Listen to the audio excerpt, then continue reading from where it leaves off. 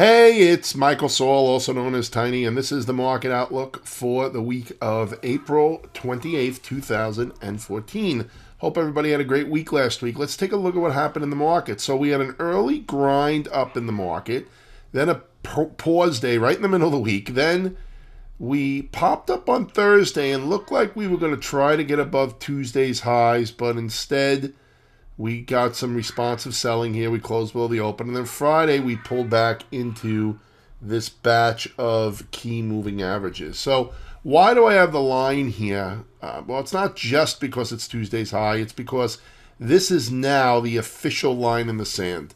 Okay, after Tuesday's price action broke above not only this high from April 10th, but also a key Fibonacci retracement, it now stands as the level to get above. If it gets above that, it is suggestive, not guaranteed or a lock to, but it's suggestive that we go to a new all-time high on the S&P here.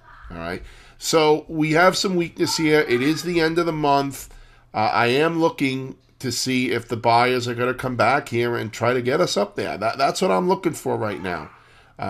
Could this be rejection here, and could we continue the pullback? Yeah, doesn't look like that particular setup here, but you have to be open to it. And obviously, if we close below these key moving averages, below Friday's low, then we have to be watchful to see if it can get down to fill this gap down here at 184.33. But right now, I am looking for this to hold. I'm not going to be stubborn and just say it has to hold and start buying.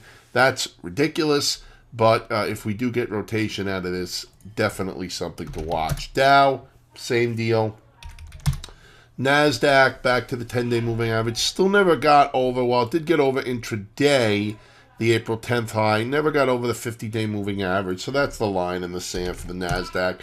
It's still lagging, and so is the Russell, which never got over the April 10th high, never mind the 50-day. So, I mean, can we go to new highs in the S&P without the NASDAQ and the Russell participating?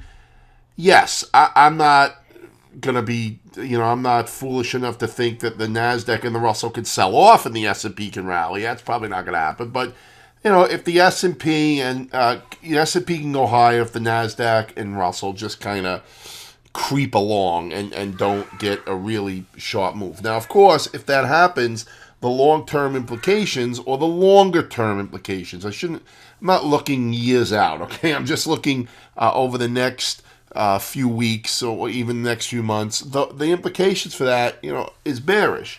If we can't get confirmation with, the Russell and the NASDAQ, well, then we have to be, really concerned if the S&P and the Dow are making highs all alone. All right?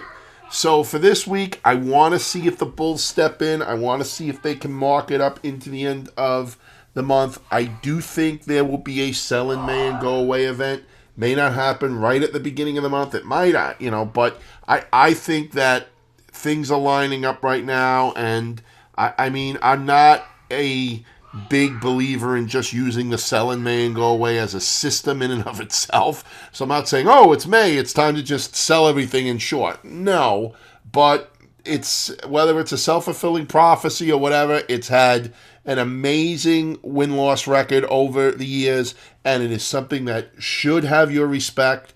But of course, you have to put it together with other things such as price action and triggers and stuff like that. All right? The Sunday night strategy sessions are back. We will be having one this Sunday at 8 p.m. Eastern. I will put the link in the description below. You could sign up for the newsletter at the website, although the website is down currently, and I apologize for that. I'm switching servers, and it's an absolute pain in the butt.